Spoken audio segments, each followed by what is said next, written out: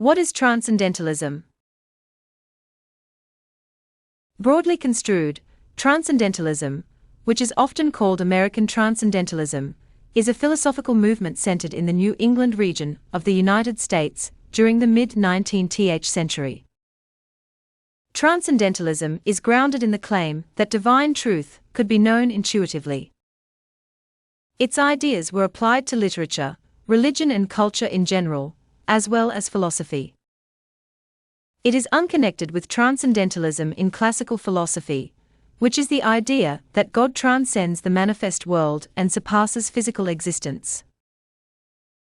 American Transcendentalism began as a protest against the general state of American culture and society at the time, and in particular the state of intellectualism at Harvard University and the doctrines of the influential Unitarian Church. To some extent, it can also be seen as a nationalistic movement in the wake of American independence from Britain, and it is sometimes referred to as the American Renaissance. Transcendentalism is built on the philosophy of Immanuel Kant, the German idealists and the Romanticists, as well as on ancient Indian Vedic thought.